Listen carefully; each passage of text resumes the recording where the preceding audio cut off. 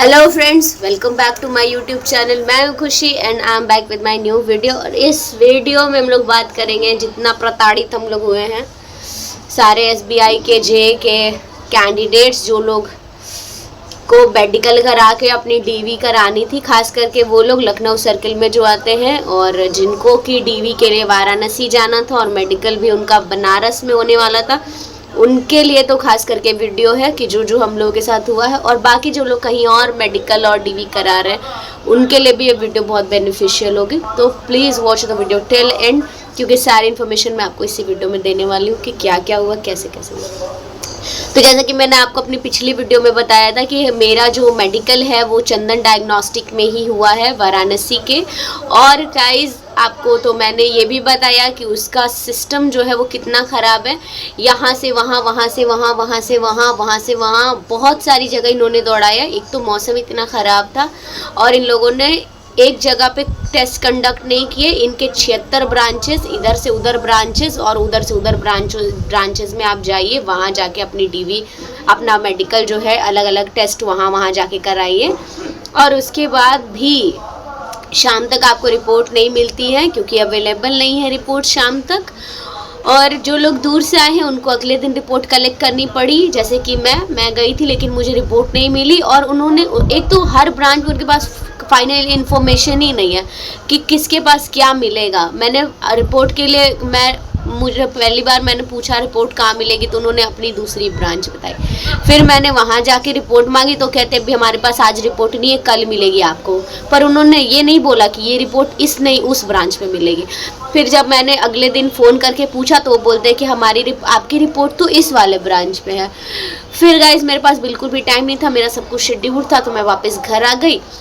Then after I called कि आप ये तो बता सकते हैं कि हमारा रिपोर्ट नॉर्मल है नहीं है, तो कहते नहीं, ये सब इन्फॉर्मेशन हम फ़ोन पे नहीं देते।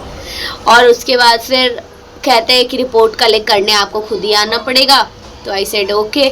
बट फिर मैंने फाइनली पूछा कि आप वहीं पे रिपोर्ट देंगे जहाँ पे आप बता रहे हैं, नहीं तो फिर हमें फिर यहाँ से वहाँ जाना पड़ेगा। तो बोलते हैं कि नहीं, हम लोग वहीं पे रिपोर्ट देंगे। बट वो तो जाने के बाद पता चलेगा कि रिपोर्ट कहाँ पे देते हैं और देते भी हैं कि नहीं देते हैं। और सबसे बड़ी दिक्कत अब ये आ रही है कि आपने जो ऑलरेडी मेडिकल, ये तो इनका जो सेंटर था वो तो कैंसिल कर दिया। यहाँ पे अब कोई भी मेडिकल किसी का नहीं होगा, क्योंकि ये लोग ज़्यादा चार्ज कर रहे हैं। बट हम लोग तो अमीर थे, हमने तो 7,000 रुपये पे कर दिए, हमारे पास तो बहुत पैसे हैं। तो अब ये भी बात आ रही है कि जिनका हो चुका है, दो मेडिकल ऑफिसर्स हैं आपके, एक जिन्होंने आपको रिकमेंड करा था कि आप जाके चंदन डायग्नोस्टिक से करा लीजिए, वो तो अप्रूव कर रहे हैं, लेकिन जो दूसरे वाले हैं मे बी वो अप्रूव ना करें, तो ये भी रिस्क जनरेट हो सकता है। तो फिर मैंने बात करी फिर से एलएचओ में, तो उन्होंने कहा कि आप जाके लखनऊ में पहले अपना मेडिकल का फॉर्म जो है उसको अप्रूव करा लीजिए, उसके बाद आप उसको लेके कानपुर डीवी के लिए आइएगा।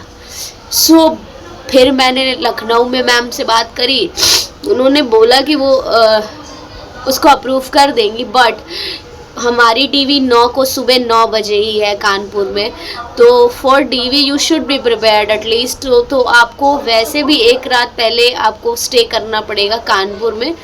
और रही बात लखनऊ की, तो वो भी आप ऐसा नहीं कि आप यहाँ से जाओगे, एक तो हमारे यहाँ से जाने में 10 घंटे लगते हैं, यहाँ से आप जाओगे लखनऊ के लिए, फिर लखनऊ में आप स्टे करोगे, या मान लो लखनऊ में आप टाइम से पहुंच गए, फिर लखनऊ में आपने मेडिकल अपना अप्रूव करा लिया, देन आफ्टर आपको वहां से कानपुर के लिए निकलना पड़ेगा।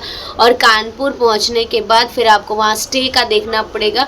वैसे मैंने उनको ये भी पूछा कि मेडिकल तो मान लीजिए हम लोग लेके आएंगे, लेकिन क्या हमारी डीवी एक दिन में कंप्लीट हो जाएगी? तो उन्होंने बोला हाँ, हो तो जानी चाहिए। तो यू स्टिल डोंट नो कि क्या पता आपको एक दिन से दूसरे दिन ना स्टे करना पड़े। वैसे तो मेडिकल ऑलरेडी हो ही चुका है, तो ना ही करना पड़े, बट कुछ नहीं कहा जा सकता।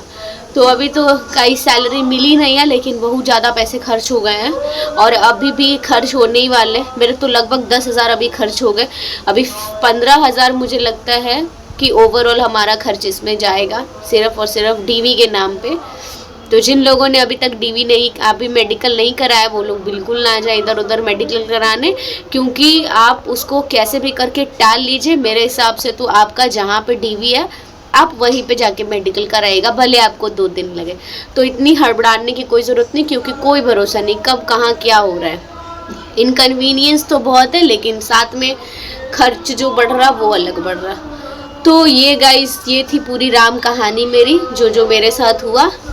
और अभी भी मुझे बहुत टेंशन है, मैं कैसे जाऊंगी, कहाँ रुकूंगी, क्या करूंगी। और प्लस 9 को मेरी डीवी है, और आज हो गए 4 अगस्त है आज।